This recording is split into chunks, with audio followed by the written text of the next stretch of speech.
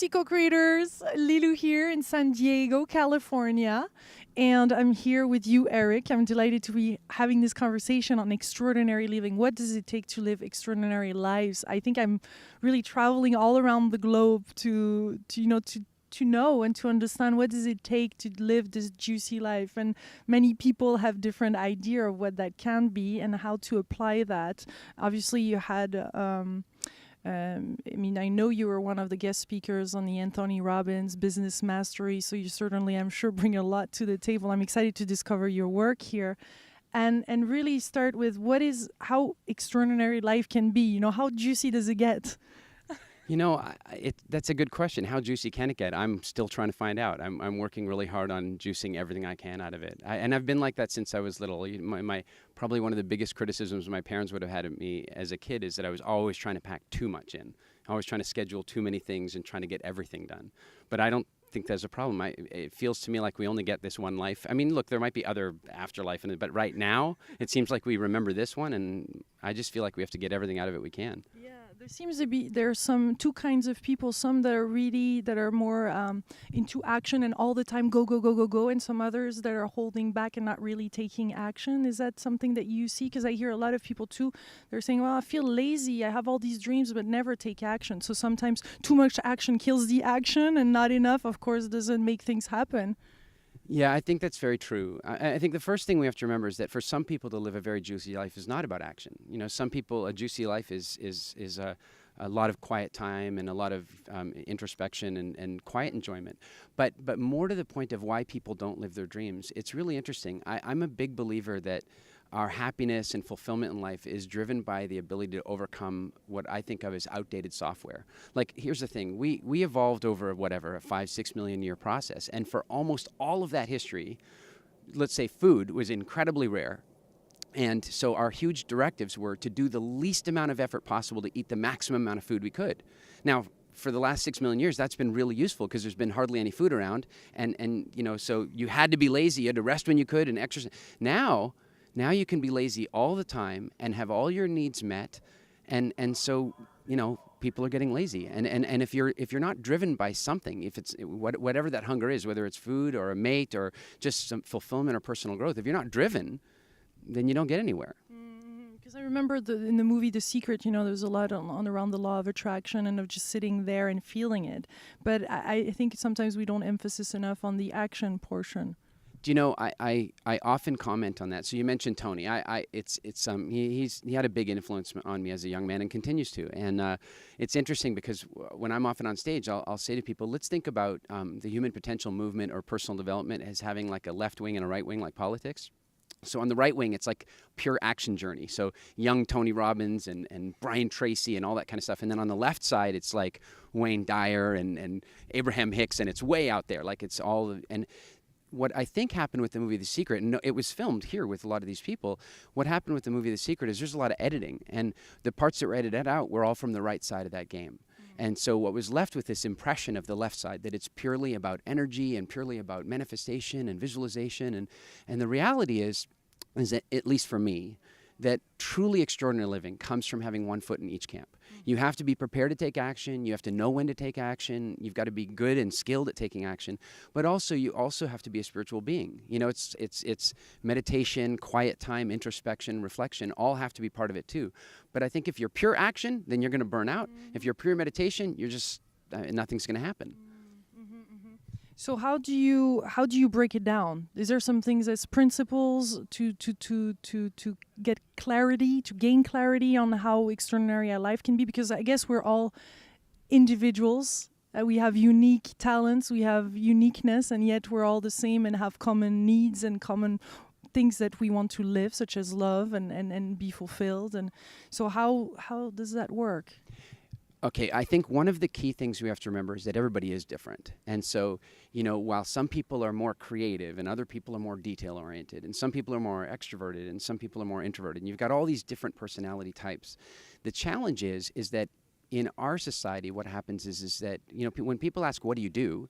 It's what you're being paid to do. It's not who you are. It's not what you love. It's what you're good at earning money doing. So here's a good example. When you go to school, if you've got one subject you're doing really well in and you've got one subject doing really badly in, then the teacher says you have to put more effort in the one you're doing badly at. Now, I'm thinking that's not so useful. I want to put more effort in the thing I'm already good at. I'm not saying I don't have to have wider skills, but by focusing on what is my nature, what I love to do, I'm going to be happier. And here's the thing, too. If you can figure out how to make money doing what you love doing, then that's like getting an extra 8 hours of life every day, and it makes life interesting. Whereas for most people, especially in America, I mean, people put vast sections of their life on hold to work in order to get their dreams. By the time they retire, they're too tired to live their dreams. How do you make that shift when you know that there is something that you love doing and you could feel it, but you have a hard time figuring out how to make money about that, and you have this other job that you're really good at and you know that this will pay the bill and more? What's the transition? What do you recommend to people? You know, it's very difficult to say this, but one is to trust, and the other one is to let go of the need for certainty. Certainty is a falsity anyway. The idea that there is any certainty is, we're sitting on a rock that's hurling through space at 65,000 miles an hour with there's no certainty of anything. So the reason somebody won't quit their secure, well-paid job to take a risk is that they have some attachment to certainty. And what I would say is the first thing is that you have to let go of that certainty so that and trust in yourself and trust in life that it's going to work, and then take action. Now, for some people that are maybe less risk averse, they can do that in one go. They can just quit their job, start the next thing. For other people, it's that they need to just start slowly. And the trouble is that there's television, there's distraction, there's bubble gum for the brain. And what people really need to realize is that what the average American watches, whatever it is, 2, 3, 4 hours of TV a night. Can you imagine if the average person just took one of those nights and worked diligently on something that they were passionate about, that they really had a mission for? Then pretty soon they'd have to do that 2 nights, and pretty soon they'd have to do that 3 nights, and then pretty soon they'd have to quit their job because they'd have a new career, and a career with something that was like about their heart.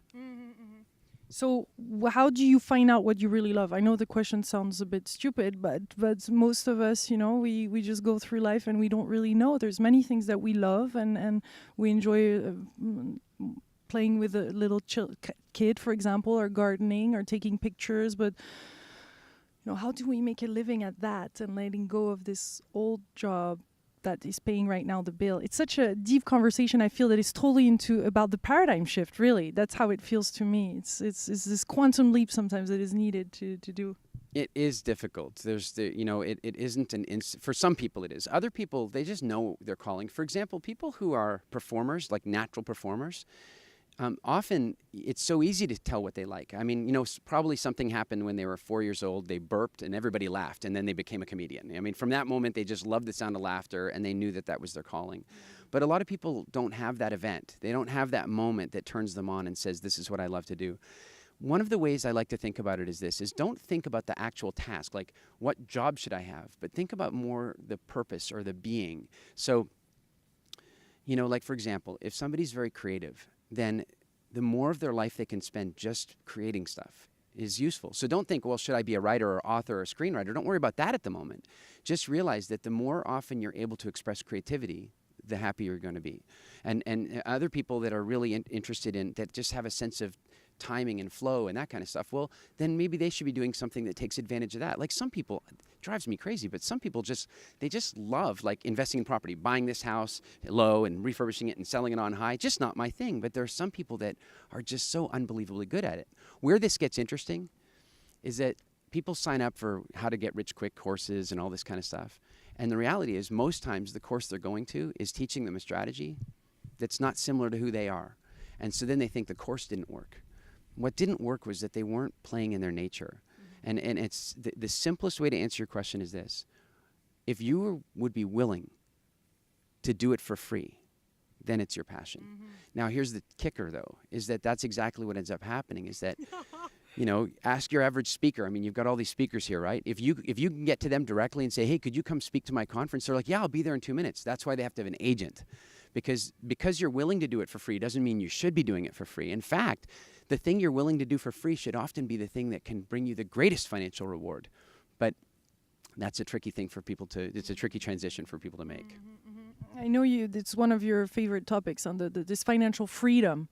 So and a lot of people we heard of you have to create passive income, multiple passive income. And what is your view on financial freedom? Because I know in America it's a big conversation. The debt conversation is huge, and it feels like people are in hamster wheel, and you have to do this life, and you have to produce, and you have to work, otherwise, and then you're living this life of fear. How do you break free from this cycle? It's a big thing in America, and frankly, the whole kind of westernized world is facing this. And I think about it a lot because we are on that kind of hamster wheel as a population. It's almost, frankly, like some sort of advanced form of slavery. I mean, most people are working to just barely afford the food that they need to eat and their mortgage payment, and then they might slide into their retirement. And that's the American dream in some form, and I don't agree with it. And I believe that the answer to this is to recognize that there's almost a conditioning layer. We've almost been taught that that's how to live. Here's what I mean. Let's say you're a screenwriter and you want to write a movie for Hollywood. Are you going to write a movie that would appeal to the very wealthy, or are you going to write a movie that would appeal to the really poor? Probably you're going to appeal to the poor because most people are poor. So that's your largest market. Those are the people, more people could buy your movie. So that's who you're going to write for. Okay, so if you're writing for people who are not financially abundant, then are you going to make the good guys rich or the bad guys rich? Well, what's going to happen is that you're going to make the bad guys rich because I guess what I'm trying to say is that if you make the good guys rich, then all the people that are sitting in their chairs that bought tickets to be at that movie are going, yeah, the bad guys are evil. That's what's going on. That's what's wrong with the world. So it starts to make them comfortable with not having excess money. So in a sense, if you think, like I think in one of the Spider-Man movies, you have Spider-Man's uncle sitting at the kitchen room table with him, and he says to Peter Parker, he's not in his Spider-Man uniform, and he says, Peter, I know we're poor, but at least we're honest. Well, what he's saying is that it's the rich people are dishonest. And so everyone in the audience at that point says, yeah, I get that. I associate with that. Yes, we have one of those, but we continue because we're living this juicy life, and there is no way this is going to stop us. We're having dinner at Miramar tonight. We have to take our passports and see the planes, and I don't think Tom Cruise will be there. But I would love to interview him too. Well, so let's continue where we were at. It just switched off because of this plane. The short version of what I'm saying is that the way our world works right now is that the media is really designed to appeal to the masses, and the masses are not wealthy. And so the media perpetuates this idea that having money is bad, having money is wrong, having money is evil. And that it happens all the time. All the movies, the bad guy's always wealthy. And so what that does, it begins to teach us that we shouldn't be wealthy. And so it's funny, I have this one talk that I called The Defense Against the Dark Arts. It's a little joke on the Harry Potter thing. But in a sense, what I'm saying is the dark arts are, the forces that be that are holding us down psychologically, that are saying that, you're a better person if you're poor. You're not a better person if you're poor. You're not a better person if you're rich. That has nothing to do with it. Money simply makes you more of what you already are. So if you're a wonderful, loving, amazing, generous person and you have lots and lots of money, then you're going to be able to do more with that stuff. It's to me, it's that simple. And the debt solve it by itself. How do you change that and start? Yeah, I mean, obviously there are strategies that people need to employ to actually deal specifically with that. I love this. It's not just a mindset. No, I mean, it's both, because you can give somebody just the strategies, but unless they also deal with the mindset, then they'll sabotage themselves. So what'll happen is just like a diet. You tell somebody to, they have to pay off all their debt, and if they don't remember one special key about paying off their debt, and I'll share it in a second, if they don't remember that one key, then what they'll do is every month they'll take all of their extra money and they'll put it toward their credit card, and they'll try to pay down their debt, and they'll try to pay down their debt, and it'll be a bit like being on a diet. Eventually they'll feel like they're starving, and then they'll forget about it, and then they'll walk into a card with their credit card and walk into a store with their credit card, bam, and they'll blow it all again. The key thing that they need to do to recognize, to not do that is it's two things, is get the psychology right, but the other one is to remember, don't do it like a diet. Don't do it like starvation. You still have to take care of yourself. You still gotta, go out for dinner every now and again. You gotta treat yourself, even as you're paying off your debt. If you're fair about that and you're reasonable about it, it might take you a little longer to pay off the debt, but you will pay it off. Whereas most people will go through a feast and famine attempt to pay off their debt, and they will live with debt their whole lives. Tell us about the general mindset change between this paradigm of fear to one of abundance, where we're all interconnected and we can all work together, and we're not anymore into this competition, and we can really thrive as a society. here's an example. We created a test. It's a software-based test that our clients can do, and what it does is it asks them a whole ton of questions about money and psychology and how they feel about wealth. And what it does is it produces a report that says, guilt is really holding you back, or scarcity, because different people have different things that are holding them back financially. So I did this test when we first developed the software. I had a very good friend of mine do the test. Now he's relatively wealthy. Now what happens a lot of times with wealth is your wealth kind of builds up to a point and then you hit a plateau. And a lot of times it's hard to get off that plateau. And sometimes people actually just fall off the plateau and lose their wealth. But many times they have a hard time if they don't do that. They just stay there. They can't get to the next level. And that's where this friend of mine was, moderate wealth, sitting at this level. He did the test, and there was one question in the test, and the question was, the statement was, to make money required a lot of hard work and sacrifice. Mm-hmm. And he believed that statement to be true. Now, once he was able to do the test, we were able to work with him, and we were able to show him case after case within his own life, within friends that we shared, of people that were not having to sacrifice very much at all, and that were not having to work really hard at all, that were amassing really great wealth and enjoying their lives and not being stressed out. And as soon as he saw that, he made a switch. Within about 4 months, 3 to 4 months, he finally published the book he'd been working on for years, and since then he's been traveling around the world. Life's become easy for him. And by the way, this is really, really important. Stress kills, like honest to goodness, stress kills. And it's meant to, because the reality is, in evolutionary terms, go back 100,000 years, 200,000 years, the people that were most stressed out were the unsuccessful ones. Evolution doesn't really care about them and wants to kill them off. So you allow yourself to get stressed out, heart disease, diabetes, all that stuff's going to follow. So it's really important not to do it through just purely on the right side, purely by action. It's got to be over here as well. It's got to have a spiritual or energetic component to it that's beyond just force. And obviously a lot of people speak of meditation. Is there some other things daily or some way of seeing at challenging events we could see a bit differently so that we're not as stressed maybe? Well, okay, I'm going to let you in on a secret. Yes. This is a secret. Don't tell anybody on YouTube about this. Okay? Shh. That's going to be a hard one. So here's the deal. The secret is that meditation is a word that has an incredibly wide variety of definitions. So for example, when I'm speaking at an audience like I'll be speaking with here, I'll use the word meditation. And when I'm speaking at an audience at, say, corporate America, I'll use something else like introspection, because they don't really want to hear about meditation, and I'm not wearing a turban and I don't have a dot on my head. So what am I doing talking about, it almost breaks the comfort zones for them. So sometimes you have to give it to them in their own language. So really one of the ways to describe this is, if you've ever sat around a campfire in silence, just gazing at the fire, and you've allowed that feeling to just become part of you, and you felt your heart rate begin to drop and your breath change, then you're meditating, even if you're not. Mm-hmm. People need time like that. If you've ever gone for a gentle run through the forest and you find that moment where you don't even hear your feet hitting the ground anymore, it's almost like you're floating, you're meditating. So we have to find that time, whether we call it meditation or whatever we call it, it's peace. And we just have to find time to make that happen in our lives. It's good for our hearts, it's good for our minds, and it's good for our health and wealth. Yeah. And it's like time stops. Yeah, that's right. That's how you feel it, is when it's time distortion. I feel like time is flexible, no? Yes, it is. I mean, I remember once I was in Ireland. I used to live in Ireland many years ago, and I'd rent. From South Africa. I was born in South Africa. I've lived in Canada, America. I now live in the Caribbean. But there was a time when I lived in Ireland. And I rented a very nice fast sports car because I was thinking about buying it. I was younger then. And so I'm driving this car, and in Ireland, the roads are really, really small. And so I didn't really get a chance to really open the car up and drive fast. And then suddenly the road opened up into 4 lanes, and I hit the gas, and I'm flying. I come around this corner, and there's a red light there.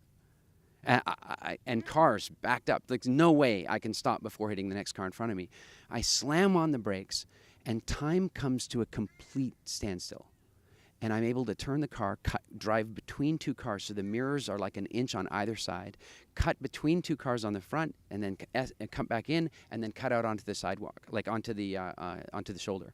I must have gone through 5 or 6 layers of cars before I could pull onto the shoulder. I didn't hit one of them. I didn't touch one of them. But in that moment, that process probably took less than a second, but for me it felt like 10 minutes because I distorted time. Well, meditation allows that same thing too. And like I said, whether you call it meditation or introspection or just that inner peace place that you find, it creates time distortion, and it allows problem solving on a level that nothing else can. Is that the same than peak performance too? Because a lot of people search for that. I guess that's something that Tony Robbins like a lot, peak performances. Well, it's really interesting. I was speaking at one of Tony's seminars some months ago, and Tony's seminars can be very high energy, and it's like the fire walking and really and high energy stuff. And so I was up on stage and I said, what's interesting? I often wonder what it's like for the public, like somebody who's staying at the same hotel or nearby, and they see a Tony Robbins seminar. Like I remember, I don't know, last year we were all in LA. I went to one of Tony's Unlimited Power Weekend programs where we do the fire walk, and Oprah was there, and we're all out on they closed the street down. The police were there to let us get across to where the fire walk was, and there's thousands of people walking on fire. And so I was telling this story at the seminar, and I said, I wonder what it was like for the public. They see all of us, doing mantras and making noise and shouting and doing power moves and all this kind of stuff, and they probably think we're crazy. But here's what's really important to recognize. Anybody who is anybody at the peak of their game has power moves and mantras. I don't care if you're Roger Federer winning from Wimbledon, and I'm hoping things turn around for me to get things back going again. But, if you're at the top of your game in sports, you have power moves. When Wayne Gretzky used to score a goal, he had that thing that he would always do. Like, they have those anchors, power moves, and ways of achieving peak performance. And I would guarantee you that the vast majority of them, if not all of them, have a way of finding that inner peace, whether they use outright meditation or they just find a really good way to get introspective before they perform. You know what? Elvis Presley. How did a guy like that tap into that much energy? I mean, I look at that and I think... Drugs? Well, in the later days, maybe. But before that, he had a really great strategy when he was young. What he would do is they would book the stadium, and he would say, my dressing room has to be 1,000 steps away from the stage. No, not everybody else. All the other prima donnas, they want their dressing room to be really near the stage, and there has to be somebody who can do their nails, and there has to be a massage person over here. Not Elvis. He says, I want my room here, and I want it 1,000 steps away from the stage. Why? Because he had a mantra. With every step, I get stronger and stronger. With every step, I get stronger and stronger. I don't know what his mantra was, but it was something along those lines. And so every step he took was an anchor of strength, and he would build his energy with every step. By the time he got on stage, he had more energy than anybody could deliver from stage. So I think whatever your peak performance is, whether you're a champion of industry or you're in sports or a performer, I mean, if you've ever watched actors getting into the actor state, I mean, they're backstage yelling, screaming, getting their blood moving, doing whatever they have to do to get there. And I think too many people in our world feel like that would be silly or something. Mm-hmm. Well, you know what's really silly is living a life that you regret. Mm-hmm. The point zero, we speak a lot of the point zero, and I saw myself sometimes just really excited at things, and then all of a sudden there was this event that would drag me right back down, and I'm trying to get more along, this famous 0 point to... So how does that play these peak energies and that kind of stabilizing and living a more, I guess, harmonious, ongoing, juicy flow? There are so many answers to that. There's so many different influences. One of them, frankly, is just knowing. It's just knowing your outcome. Like, what do you want? One of our speakers today said something really beautiful, that a day is a lifetime in miniature.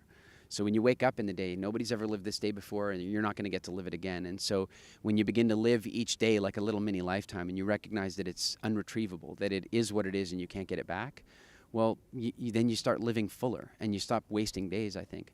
But then there are other issues. One of the big things I'm a big fan of is translating our instincts and inclinations. So we have all these instincts and inclinations that evolved over the last several million years, when we didn't have fast food, when we didn't have television, when life was very, very different.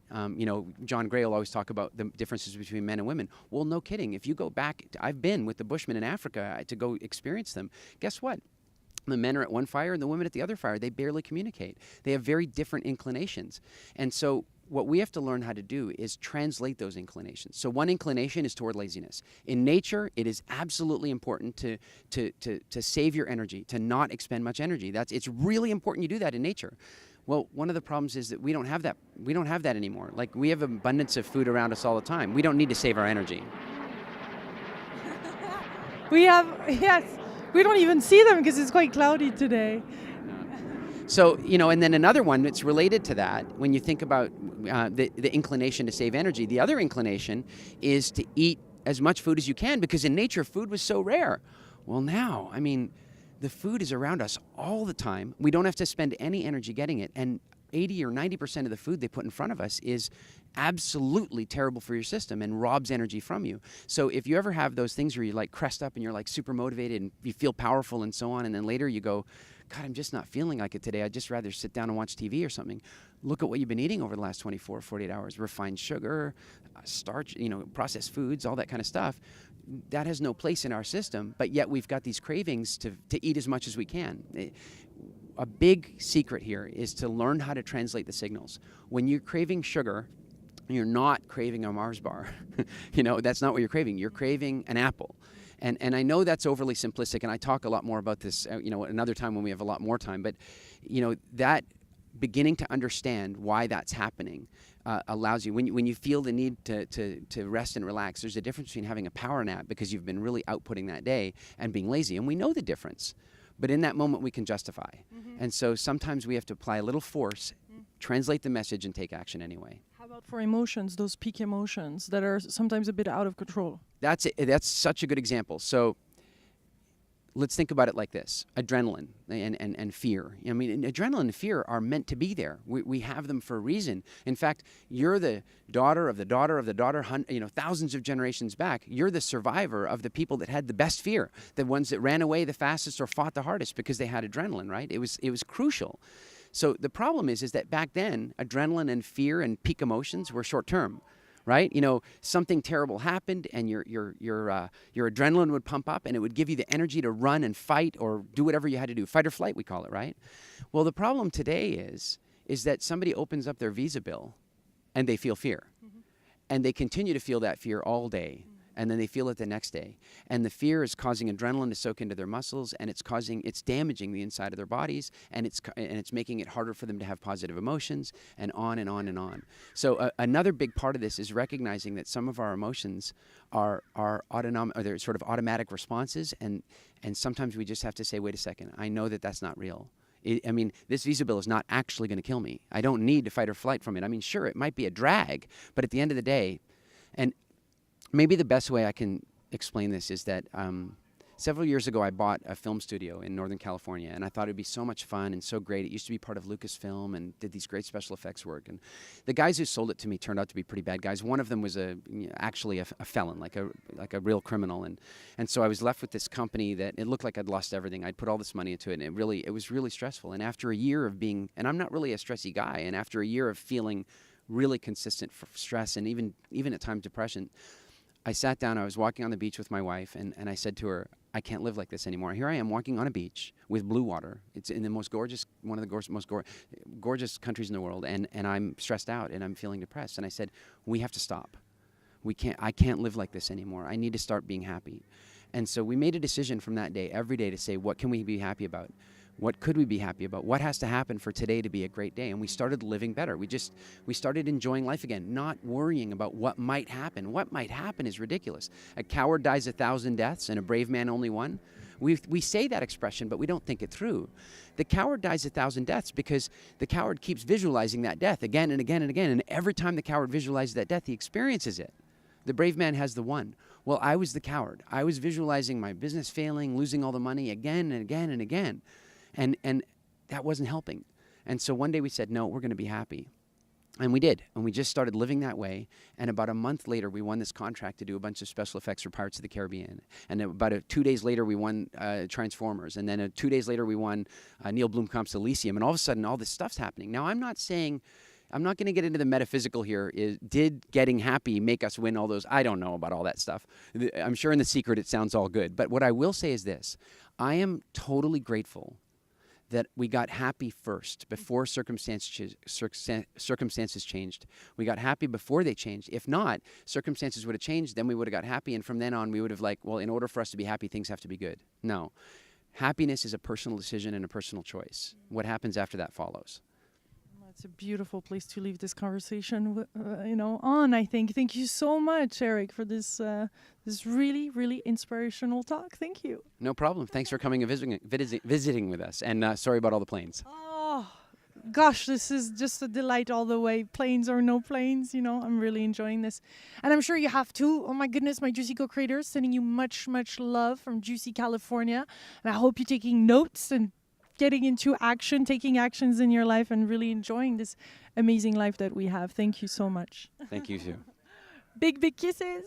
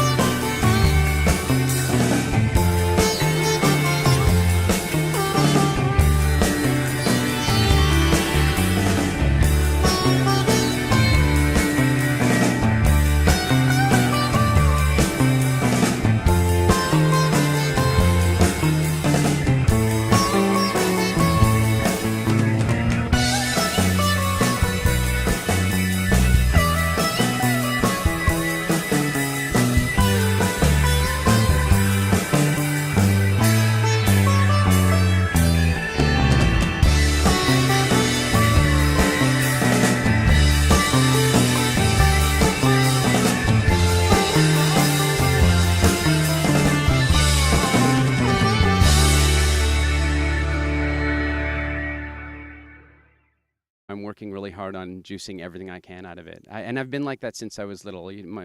Probably one of the biggest criticisms my parents would have had of me as a kid is that I was always trying to pack too much in. Always trying to schedule too many things and trying to get everything done. But I don't think there's a problem. It feels to me like we only get this one life. I mean, look, there might be other afterlife in it, but right now it seems like we remember this one, and I just feel like we have to get everything out of it we can. Yeah, there seems to be two kinds of people. Some that are more into action and all the time go go go go go, and some others that are holding back and not really taking action. Is that something that you see? Because I hear a lot of people too. They're saying, "Well, I feel lazy. I have all these dreams, but never take action." So sometimes too much action kills the action, and not enough, of course, doesn't make things happen. Yeah, I think that's very true. I think the first thing we have to remember is that for some people to live a very juicy life is not about action. You know, some people, a juicy life is a lot of quiet time and a lot of introspection and quiet enjoyment. But more to the point of why people don't live their dreams, it's really interesting. I'm a big believer that our happiness and fulfillment in life is driven human potential movement or personal development as having like a left wing and a right wing like politics.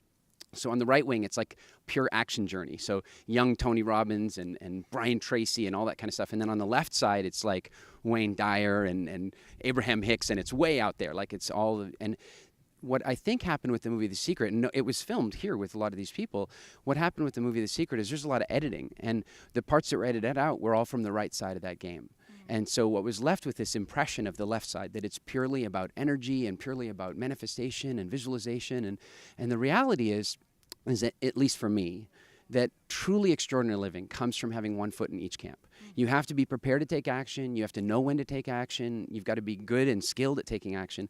But also, you also have to be a spiritual being. You know, it's meditation, quiet time, introspection, reflection, all have to be part of it too. But I think if you're pure action, then you're going to burn out. If you're pure meditation, you're just, nothing's going to happen. So how do you break it down? Is there some things as principles to get clarity, to gain clarity on how extraordinary our life can be? Because I guess we're all individuals. We have unique talents, we have uniqueness, and yet we're all the same and have common needs and common things that we want to live, such as love and be fulfilled. And so how does that work? Okay, I think one of the key things we have to remember is that everybody is different. And so, you know, while some people are more creative and other people are more detail-oriented, and some people are more extroverted and some people are more introverted, and you've got all these different personality types, the challenge is that in our society, what happens is that, you know, when people ask, what do you do? It's what you're being paid to do. It's not who you are. It's not what you love. It's what you're good at earning money doing. So here's a good example. When you go to school, if you've got one subject you're doing really well in and you've got one subject doing really badly in, then the teacher says you have to put more effort in the one you're doing badly at. Now, I'm thinking that's not so useful. I want to put more effort in the thing I'm already good at. I'm not saying I don't have to have wider skills, but by focusing on what is my nature, what I love to do, I'm going to be happier. And here's the thing, by the ability to overcome what I think of as outdated software. Like, here's the thing. We evolved over, a 5-6 million year process. And for almost all of that history, let's say food was incredibly rare. And so our huge directives were to do the least amount of effort possible to eat the maximum amount of food we could. Now, for the last 6 million years, that's been really useful because there's been hardly any food around. And you know, so you had to be lazy. You had to rest when you could and exercise. Now you can be lazy all the time and have all your needs met, and so, you know, people are getting lazy. And if you're not driven by something, if it's whatever that hunger is, whether it's food or a mate or just some fulfillment or personal growth, if you're not driven, then you don't get anywhere. Because I remember in the movie The Secret, you know, there's a lot on around the law of attraction and of just sitting there and feeling it. But I think sometimes we don't emphasize enough on the action portion.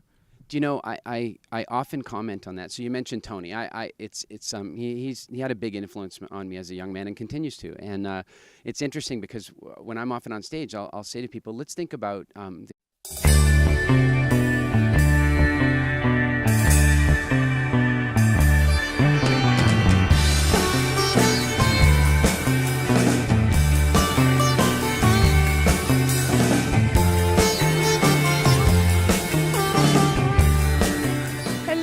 co-creators, Lilu here in San Diego, California. And I'm here with you, Eric. I'm delighted to be having this conversation on extraordinary living. What does it take to live extraordinary lives? I think I'm really traveling all around the globe to know and to understand what does it take to live this juicy life. And many people have different idea of what that can be and how to apply that. Obviously, you had... I know you were one of the guest speakers on the Anthony Robbins Business Mastery, so you certainly, I'm sure, bring a lot to the table. I'm excited to discover your work here, and really start with how extraordinary life can be. You know, how juicy does it get? You know, that's a good question. How juicy can it get? I'm still trying to find out.